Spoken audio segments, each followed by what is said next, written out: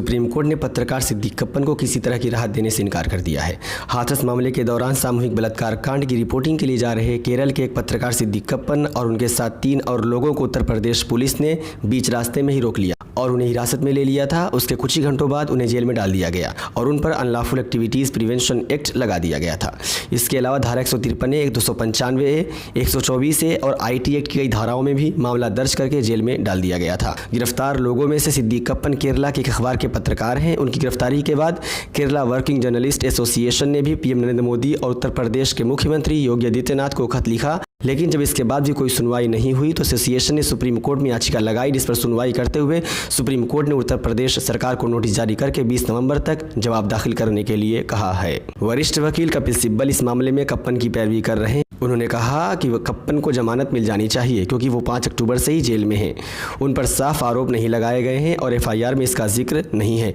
कपिल सिब्बल ने कहा, ये पत्रकार का मामला है इसलिए हम सुप्रीम कोर्ट में ये मामला ले आए हैं, वरना यहाँ नहीं आते। मुख्य न्यायाधीश SA बोबड़े ने पूछा कि आप इलाहाबाद हाई कोर्ट क्यों नहीं जाते। इस पर कपिल सिब्बल ने कहा कि कप्पन को किसी से मिलने नहीं दिया जा रहा है, इस कारण उसकी याचिका में बदलाव नहीं किया जा सका है। ऐसे में हाई कोर्ट कैसे जाएं। इस पर मुख्य न्यायाधीश ने कहा कि ये मामला अनुच्छेद 32 का है और सुप्रीम कोर्ट इस तरह के मामलों को प्रोत्साहित नहीं कर सकता। सिब्बल ने कहा कि अदालत ने पहले भी इस तरह के मामले की सुनवाई की है। इस पर जस्टिस बोबड़े ने कहा कि उत्तर प्रदेश सरकार को नोटिस जारी कर रहे हैं, पर इस मामले को वो एक बार फिर हाई कोर्ट भेज सकते हैं। इस मामले ने इसलिए भी तूल पकड़ा है कि कुछ दिन पहले रिपब्लिक भारत के editor in chief Arnab Goswami को आत्महत्या के लिए उकसाने के मामले में सुप्रीम कोर्ट ने जमानत दे दी। अर्नब गोस्वामी के वकीलों ने सुप्रीम कोर्ट का दरवाजा खटखटाया और सुप्रीम कोर्ट में छुट्टी रहने के बावजूद अगले ही दिन उस पर सुनवाई हो गई, जिसके बाद पूरे देश में एक आम बहस छिड़ गई। उस पर सुप्रीम कोर्ट के जज चंद्रचूड़ ने कहा था कि व्यक्तिगत स्वतंत्रता का ख्याल रखा जाना चाहिए। उसके बाद से ये सवाल उठ रहा है कि अर्नब गोस्वामी की तरह ही दूसरे मामले भी हैं जिनमें सुप्रीम कोर्ट ने मामले को हाई कोर्ट या दूसरी निचली अदालत में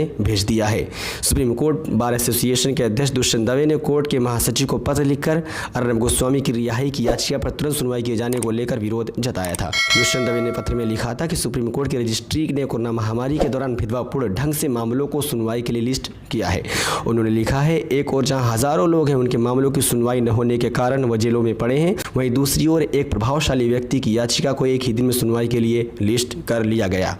दवे ने कहा कि वो इस बात से बेहद निराश हैं कि जब भी गोस्वामी सुप्रीम कोर्ट का रुख करते हैं तो उनके मामले को क्यों और कैसे तुरंत सुनवाई के लिए लिस्ट कर लिया जाता है। दवे ने कहा कि गोस्वामी को विशेष सुविधा दी जाती है जबकि आम भारतीय परेशान होने के लिए मजबूर हैं। इसके साथ ही अदालत ने उत्तर प्रदेश सरकार को नोटिस जारी किया है। इस मामले की अगली सुनवाई अब शुक्रवार को होगी।